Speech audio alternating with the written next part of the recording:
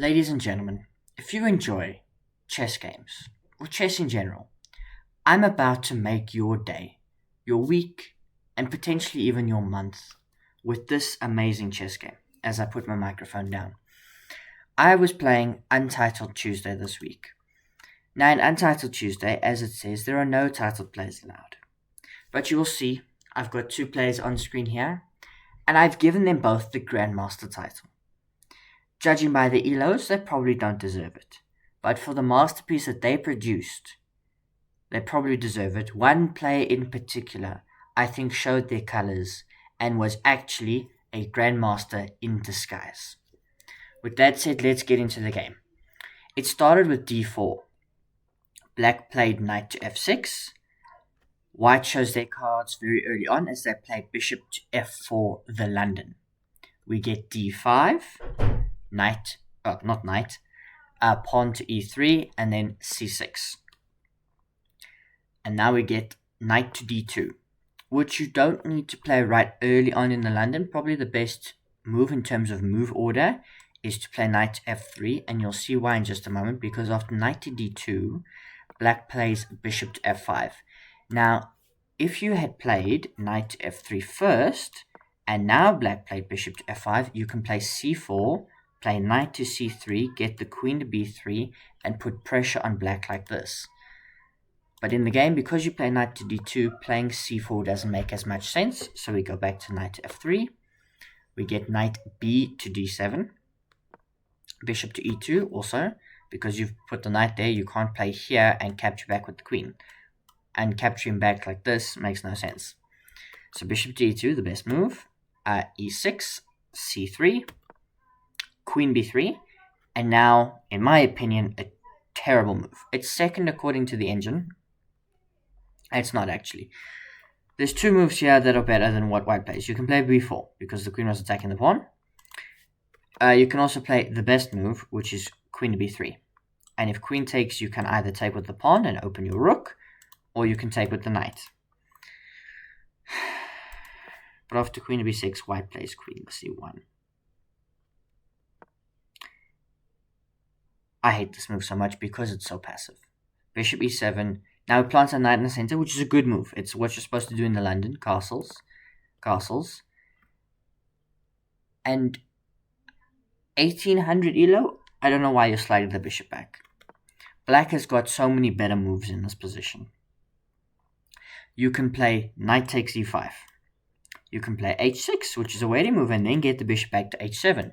You can play c5, striking at the center, trying to activate pieces and undermine the defense of the knight. Why would you play this? Takes. Knight f3. Just gonna go put the knight back where it was. Knight h7. The engine doesn't think it's a mistake, but I don't understand it. You can play knight e4, a5, starting to take space on the queen side, and c5 again. Why would you play knight to h7? Especially because in the next move, we get queen to d8, returning the queen. It makes half sense. And then after bishop to d3, you bring the other knight.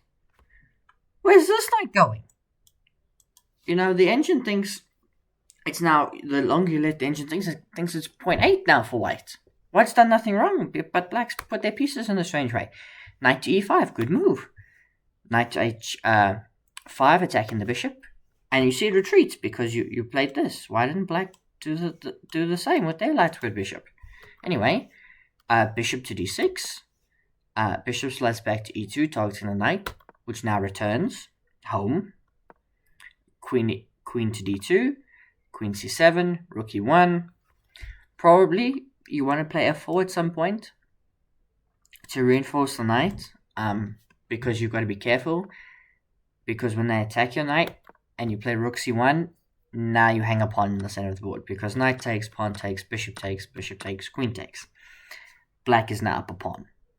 So you've got to be careful. You can't just put pieces in the middle of the board. You need to make sure they're well protected and everything's alright. And also, at some point, like now, rook e1, you can't move your knight back either. Well, I suppose you can. You could play knight back, and then just, when this happens, just trade like this. Which I think is probably better for white. Yeah, it's alright for white. But rook a1, we lose the pawn in the center of the board. Okay, bishop to f3 makes some sense. Knight returns from the shadow realm to get back to f6. Queen c2. We offer an exchange of queens. And you allow it. You're down material. You probably don't want to trade queens. I imagine this is better for black. Yeah, still better for black. Minus 1.7. The advantage just grows.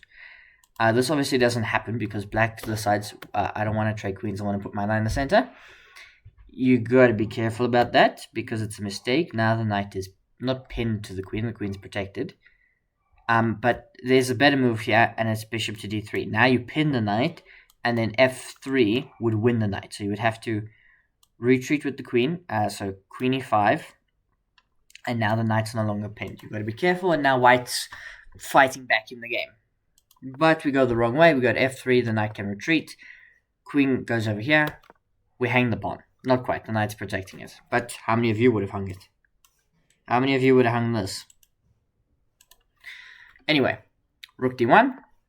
Knight over here, and you got to be careful. You got to be careful, because if you take, white's going to be fighting back real soon along the d file. But of course, it doesn't happen. After knight e4, we get queen to c2. Again, that queen has gone to c2 I don't know how many times. And knight retreats. And here, the players, like Super Grandmasters, repeated moves and made a draw. Of course not. Why would I make a video about that? Queen takes f5. Instead, after the one-time repetition, queen takes f5. And you would think, logically speaking, that you would take with the knight. But no, actually, black plays the best move. G takes f6. G takes f5, rather. We try and build on the queen side with white tries to build on the queen side. b3. I assume preparing c4, striking at the center.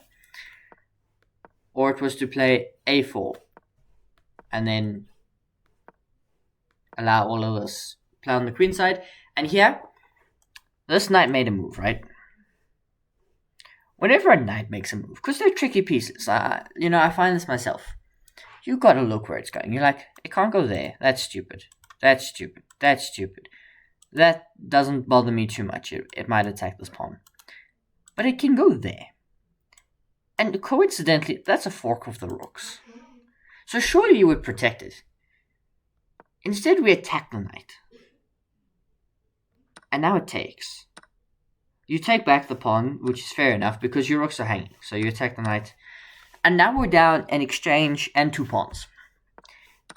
And that very quickly becomes an entire piece. You're just down a rook. And a couple of pawns. You're down a rook and a pawn. Now, most people here resign. But ladies and gentlemen, this is just the beginning of where the story starts. This is part 1. We've just reached part 2, where white proceeds to lose every piece that they own. They give a check, and they try with their rook as much as they can. And black can checkmate. Believe me, black has got mates all over the board. But they are intent on doing something funny. They counted exactly how many pawns they needed, and they marched the pawns down the board after trying to trade rooks. White just hangs the rook. White's got... So we're playing 3+1, right? It's a 3+1 tournament. So that means in 2 seconds, White went here. I'm going to say it was a slip. But yeah, they lose the rook. And you have mate in 1. You have mate in 1. But that is not what this video is about. What this video is about the ultimate bad manners in chess. As we force the king, we evict him away from the pawns. Force him to the A file. And allow our pawns, after we get the rooks to the C file, to become a knight and another knight. And that's not all. We bring one of the knights home. We dance it round the board and get it home to G8. Now rest assured, it's making 3 here. Like, the engine's not going to move. It's going to remain a BMW model. And we promote to a bishop. And we bring the bishop back home to C8. and we promote another pawn, this time to the queen. The queen has returned from the grave and gone back to d8. All the pieces are going home. We move the king out the way so that we can promote the final piece of the puzzle, the dark squared bishop, which also now returns home to f8. And it keeps going. We're now past 100 moves. You've got to be careful because you don't want to stalemate. So obviously you've got to work this out. Check. The other knight has returned home. And finally, after a couple of checks, the rook is home. And on move 122, the queen has returned home. All 8 pieces of the chessboard of Exodia have returned home to their home squares. They have been restored. The pawns in front of them made way, and they have been restored. Now, I would like you to remember, White made 5 promotions because they had 2 rooks and the king. So they promoted 2 knights, 2 bishops, and the queen. But what they do now is more heinous. Bear in mind there's a 50-move rule. White proceeds to maneuver the king around the board. The white king around the board. Now, is this all bad manners? Absolutely. Should you do this? There's a resign button if you don't want this to happen to you. So check. The king gets manipulated back to c7, where black can checkmate white by playing queen to d8. Once again, restoring all 8 pieces, and by restoring them, checkmating white.